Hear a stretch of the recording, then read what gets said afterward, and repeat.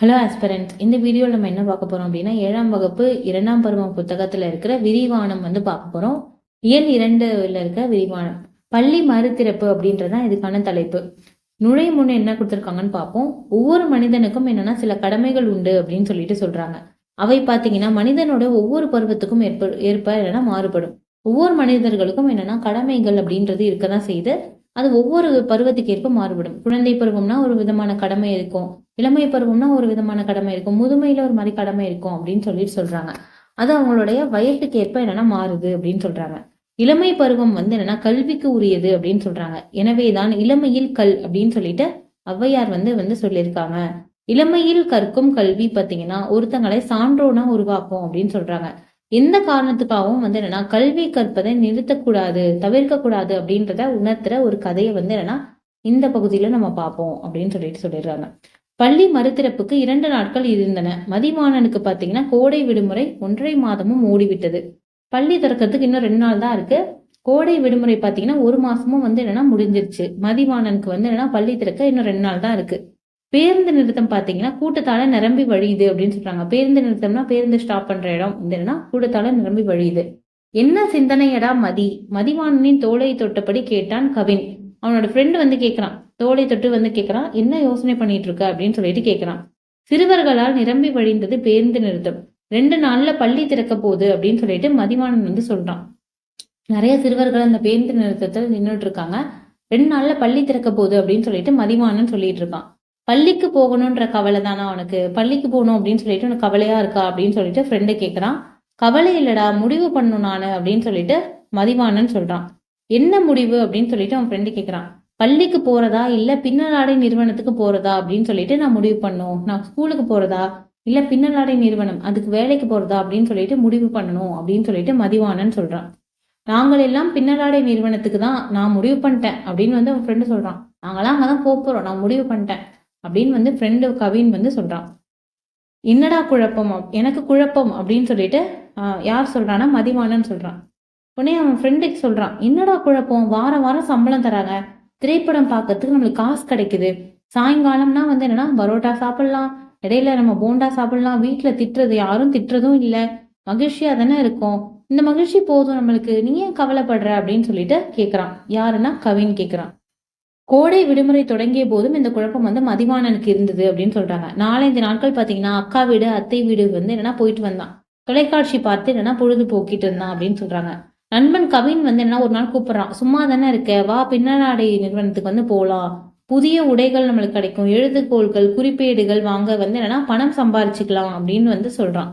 இந்த விடுமுறையில பாத்தீங்கன்னா வீட்லயும் நம்ம சுமையா இருக்க வேணாம், பின்னலாடை நிறுவனத்துக்கு என்னன்னா ஆள் வேணும் அப்படின்னு சொல்லியிருக்காங்க, நம்ம வா அப்படின்னு சொல்லிட்டு கூப்பிட்டுருக்கான். கவின் உன் ஃப்ரெண்டு தான் கூப்பிடுறான். சரின்னு இவனும் சேர்ந்துட்டான். 1.5 மாசம் போயிடுச்சு. பின்னலாடை வேலை நிறுவனம் என்னன்னா புதுசா இருந்துச்சு. ஆடைகளை அடுக்கி கட்டுற வேலைதான், சின்ன வேலைதான், பெரிய வேலை அப்படின்லாம் சொல்ல முடியாது. சனிக்கிழமை ஆனா என்னன்னா வார சம்பளம் கொடுத்துருவாங்க அப்படின்னு சொல்றாங்க. 10 மணிக்கு என்னன்னா பிற்பகல்ல 10 மணிக்கும் 10 மணிக்கு அப்புறம் பிற்பகல்ல பாத்தீங்கன்னா வடை தேநீர் தருவாங்க. நைட்டு பாத்தீங்கன்னா பரோட்டா தோசை என்று சுவையாக சாப்பிடவும் முடிஞ்சுது அப்படின்னு சொல்றாங்க. அம்மா அவனோட சம்பள பணத்தையும் பத்திரமா சேர்த்து வச்சிருக்கேன் அப்படின்னு சொல்றாங்க. செலவழிந்து போயிருந்தாலும் அம்மா கொடுத்துருவாங்க அந்த சம்பள பணத்தை அப்படின்னு உங்களுக்கு தெரியும். பள்ளி திறக்கும் போது நல்லா செலவு செய்யலாம், நல்லா நோட்டு புத்தகம்லாம் வாங்க நல்லா காசு இருக்கும், புதுசா ஏதாவது வேணாலும் வாங்கிக்கலாம் அப்படின்னு சொல்லிட்டு இருக்கு. நல்ல சம்பளம் கிடைக்குது, பின்னலாடைக்கு தேவை மிகுதியா இருக்கு, அதனால வேலைக்கு ஆளுக்கு வேலைக்கு குறைவே இல்லை, நிறைய ஆள்கள் தேவைப்பட்டுட்டே இருப்பாங்க. அந்த மாதிரி ஒரு நிறுவனம் தான் அந்த பின்னலாடை நிறுவனம். அதிகாரிகள் ஆய்வுக்கு வரும்போது பாத்தீங்கன்னா வெளியில அனுப்பிச்சிடுவாங்க. ஒருவேளை கண்டுபிடிச்சிட்டா என்னன்னா வயது 15 அப்படின்னு சொல்லி என்னன்னா சொல்லி கொடுத்துருக்காங்க அப்படின்னு சொல்றாங்க. பின்னலாடை நிறுவனத்துக்கு போய்கொண்டே இருந்தா என்னன்னா அவனும் ஒரு குழந்தை தொழிலாளி தான், வாழ்க்கை முழுவதும் என்னன்னா தொழிலாளி அப்படின்றதும் நினைவுக்கு வந்துச்சு அப்படின்னு சொல்றாங்க. ஏன்னா பின்னலாடை நிறுவனம் போறதை அவன் நிப்பாட்டாம அதையே அவன் தொடர்ந்து செஞ்சுட்டு வந்தானா அவனால படிக்க முடியாது, வாழ்க்கை முழுசும் என்னன்னா தொழிலாளியா மட்டும்தான் இருக்க முடியும் அப்படின்றதும் அவனுக்கு தெரிஞ்சிருந்தது. தொழிலாளியாக இருப்பது கேவலம் இல்லை, ஆனா படிக்கிற வயதில் வேலை தேவையா அப்படின்னு சொல்லிட்டு அவன் யோசிக்க ஆரம்பிச்சிட்டான். மருத்துவர் ஆகலாம், பொறியாளர் ஆகலாம், வெளிநாட்டு வேலை அப்படின்னு சொல்லிட்டு அவனுக்குள்ளேயும் நிறைய கனவுகள் இருந்துச்சு அப்படின்னு சொல்றாங்க. படித்தா என்னன்னா வேற வேலை பார்க்கலாம், அதிகமா சம்பளம் கிடைக்கும், படிச்சுட்டு என்னன்னா சொந்தமா தொழிலும் பண்ணலாம் அப்படின்னு சொல்லிட்டு அவனுக்கு ஆசை இருக்கு. அப்படி இல்லாம பாத்தீங்கன்னா இந்த வயசுல இருந்து தொழிலாளியாகவே நம்ம கடைசி வரையும் வாழணுமா, அப்படின்னு சொல்லிட்டு யோசிக்கிறான் அப்படின்னு சொல்றாங்க. கல்வி அறிவு வந்து பாத்தீங்கன்னா முதன்மையானதுதான். ஒரு பட்டமாவது வாங்கணும் அப்படின்னு வந்து சொல்றான். எதிரில இருக்கிற விளம்பர பலகை வந்து கண்ணுல வந்து படுது அவனுக்கு. அதுல பாத்தீங்கன்னா அம்பேத்கரும் அப்துல் கலாமும் வந்து தெரியுறாங்க. இவர்களை போல நம்ம உயர்ந்து வரணும் அப்படின்னா நம்மளுக்கு படிப்பு வேணும் அப்படின்னு சொல்லிட்டு யோசிக்கிறான். படிப்பு இல்லாம உயர முடியுமா? படிப்பு வந்து அடிப்படையான ஒரு தேவை அப்படின்னு சொல்லிட்டு அவனுக்கு தோணிக்கிட்டே இருக்கு. பள்ளிக்கு போகவில்லை என்று சொன்னாலும் அப்பா வந்து சரின்னு சொல்லுவாங்க. சம்பளம் வருதே அப்படின்னு சொல்வாரு. இந்த குறைந்த சம்பளத்துக்காக என்னன்னா நம்ம படிக்க வந்து தொலைக்கணுமா அப்படின்னு வந்து நினைக்கிறான். போண்டாவும் வடையும் பரோட்டாவும் வீட்டுல வந்து கிடைக்காதுதான். ஆனா அதுக்காக அடிமையாகி நம்மளுடைய படிப்பை வந்து கெடுத்துக்கணுமா அப்படின்னு சொல்லிட்டு மதிவாணன் யோசிக்க ஆரம்பிக்கிறான். வரும் பேருந்துகள் எல்லாமே வந்து நிரம்பி வழிந்துதான் வருது அப்படின்னு சொல்றாங்க. ஒவ்வொரு நாளும் இப்படிதான் இருக்கும். மிகுதியான கூட்டம் வந்து என்னன்னா பேருந்துல இருக்கும். பேருந்துல நுழைந்து வந்து என்னன்னா அதுல வந்து என்னன்னா நுழைந்து வந்து அதுல பயணம் செஞ்சுட்டு வர்றதே ஒரு விளையாட்டு சாதனையா தான் இருக்கும் அப்படின்னு சொல்றாங்க. பின்னலாடை நிறுவனத்துக்கு நிறைய நபர்கள் வேலை செய்யறதால பேருந்துகள் எப்போதும் கூட்டமா இருக்காங்க போற பேருந்துகள் அப்படின்னு சொல்றாங்க. இதான் பாருங்க பேருந்து நிறுத்தம். அந்த பேருந்துகள்லாம் வந்து கூட்டமா இருக்கு. அதுதான் வந்து என்னன்னா அந்த படத்துல வந்து காமிச்சிருக்காங்க. பின்னலாடை நிறுவனத்துக்கு போனா உடையெல்லாம் கசங்கி அழுக்காகி இருக்கும் அப்படின்னு சொல்றாங்க. இரவும் பாத்தீங்கன்னா அதே நிலைமைதான். ஏன்னா இவ்வளவு கூட்டம் இருக்கே, அதனால அழுத்தி பிடித்தி என்னன்னா உடையெல்லாம் வந்து ரொம்ப அழுக்காயிடும் அப்படின்னு சொல்றாங்க. பேருந்து ஒண்ணு வருது. கூட்டம் ரொம்ப பிதுங்கி வழிஞ்சு இருக்கு அப்படின்னு சொல்றாங்க. கவின் பாத்தீங்கன்னா மதிவாணனோட கையை பிடிச்சு இழுக்கிறான். கூட்டம் தான், ஆனா போயிடலாம் வா அப்படின்னு வந்து சொல்றான். மதிவாணன் வந்து அவன் பக்கத்துல வந்து ஒரு முதியவர் வந்து ரொம்ப வயசானவர் வந்து நிக்கிறாரு. அவரை வந்து பாக்குறான். அவர் முகம் வந்து என்னன்னா ரொம்ப இடுங்கி இருந்துச்சு. மழிக்கப்படாத முகம்னா நிறைய தாடி வந்து வளர்ந்தது அப்படின்னு சொல்றாங்க. சோர்வாக இருக்காரு ரொம்ப. இது நல்லூர் போகுமா அப்படின்னு சொல்லிட்டு ஒரு பேருந்தை காட்டி வந்து என்னன்னா அவர் கேட்கிறார் அந்த பெரியவர். மதிவாணன் வந்து நின்ற பேருந்தை வந்து பாக்குறான். முதியவரோட பார்வை பாத்தீங்கன்னா அக்கம் பக்கம் இருந்த சிறுவர்கள் கிட்ட வந்து அவர் போய் கேட்கிறாரு. அது நல்லூர் போகுமா போகுமான்னு திரும்ப திரும்ப கேட்கிறாரு. அவர்களில் ஒரு சிறுவன் பாத்தீங்கன்னா பேருந்தோட முகப்பை வந்து கூர்ந்து கவனித்தான். என்ன எதுவும் பேசாமல் வந்து அவனுக்கு என்னன்னா சிரிக்க ஆரம்பிச்சிட்டான் அப்படின்னு வந்து சொல்றாங்க. என்னப்பா போகுமா அப்படின்னு சொல்லிட்டு அவர் வந்து திரும்ப கேட்கிறார் அவன்கிட்ட. உடனே யாருக்கு தெரியும், எங்களுக்கு படிக்க தெரியாது என்று கூறியபடி ஒரு சிறுவன் பாத்தீங்கன்னா முகத்தை வந்து திருப்பிக்கிட்டான் அப்படின்னு சொல்றாங்க. அவனுக்கு படிக்கவே தெரியல, அதனாலதான் அவன் அப்படி ரியாக்ட் பண்ணியிருக்கான். உடனே வந்து என்னன்னா அதனால வந்து அந்த பேருந்தோட போர்டை பார்த்துட்டு முகத்தை திருப்பிட்டான் அப்படின்னு வந்து சொல்றாங்க. உடனே அவர் சொல்றாரு, சின்ன பசங்களா இருக்கீங்க, இது கூட உங்களுக்கு படிச்சு சொல்ல தெரியாதா அப்படின்னு சொல்லிட்டு அவர் கேட்கிறாரு. ஒருவன் வெறுப்போட வந்து இடைமறிச்சு பேசுறான். பெரியவரை இது படிக்க கூட உங்களுக்கு தெரியாதா அப்படின்னு சொல்லிட்டு ஓனு சிரிச்சு வந்து என்னன்னா அவரை கேலியா பேசுறாங்க அப்படின்னு சொல்லிட்டு சொல்லியிருக்காங்க. இதை கவனிச்சுட்டு கொண்டிருந்தான். இது மதிவாணன் வந்து இதை கவனிச்சுட்டு இருந்திருக்கான். அவர் அருகே வந்து போறான். அவர்கிட்ட போயிட்டு இந்த பேருந்து நல்லூர் போகாதுங்க, நல்லூர் பேருந்து வந்தா சொல்றேன் அப்படின்னு சொல்லிட்டு மதிவாணன் வந்து சொல்றான். சரி தம்பி அப்படின்னு சொல்லிட்டு முதியவர் வந்து சொல்றாரு.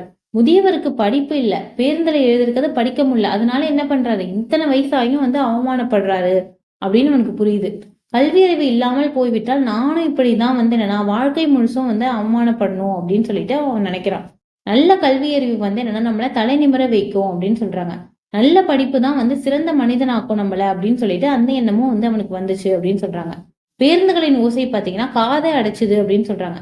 விறுவிறுன்னு நடக்க ஆரம்பிச்சான். டேய் எங்கடா போற அப்படின்னு சொல்லிட்டு அவன் ஃப்ரெண்டு கவின் வந்து என்னன்னா கேட்கறான். உடனே பள்ளிக்கு போறேன் அப்படின்னு வந்து சொல்றான். பள்ளி திறக்கிறதுக்கு தான் இன்னும் 2 நாள் இருக்கே அப்படின்னு சொல்லிட்டு அவன் ஃப்ரெண்டு கேட்கறான். பள்ளிக்கு போறேன் அப்படின்னு சொல்லிட்டு அவன் திரும்ப சொல்லிட்டு அவன் படுக்கு கடந்து போயிட்டே இருக்கான். சாலையை கடந்த போது மதிவாணனுக்கு ஒரு பெருமூச்சு வந்தது. இயற்கை ரெக்கைகளை கொட்டி வந்து என்னன்னா கட்டிக்கிட்டு பறக்கிற மாதிரி இருந்துச்சு அப்படின்னு சொல்றாங்க. இப்படியே பறந்து போய் யாரும் இல்லாத பள்ளியை வேடிக்கை பார்க்கணும் அப்படின்னு சொல்லிட்டு அவனுக்கு ஆசையா இருந்துச்சு அப்படின்னு சொல்றாங்க. இந்த முதியவர் மூலியமா மதிவாணன் கல்வியோட மகத்துவத்தை பத்தி தெரிஞ்சுக்கிட்டான். கல்வி இல்லை அப்படின்னா கடைசி வரைக்கும் அவமானப்பட நேரிடும் அப்படின்னு வந்து தெரிஞ்சுக்கிட்டான் அப்படின்னு சொல்லி கல்வியோடைய பயனை பத்தியும் கல்வியோட புகழை பத்தியும் வந்து சொல்லியிருக்காங்க. நூல்வெளியை பத்தி பார்ப்போம். இது யார் எழுதினார் அப்படின்னு சொல்லிட்டு பார்ப்போம். இந்த கதையை எழுதியவர் பாத்தீங்கன்னா சுப்பிரமாரதி மணியன் அப்படின்றவர் தான் எழுதியிருக்காரு. இவர் குழந்தை தொழிலாளர் முறையை வந்து ஒழிப்பு, இயற்கை வளங்களை பாதுகாத்தல் போன்ற கருத்துக்களை வந்து என்னன்னா வலியுறுத்தி எழுதியிருக்காரு அப்படின்னு சொல்றாங்க. இது மாதிரி கருத்துக்களை வலியுறுத்தி சிறுகதை எழுதியிருக்காரு, புதினம், கட்டுரை முதலியவற்றை வந்து எழுதியிருக்காரு அப்படின்னு வந்து சொல்றாங்க.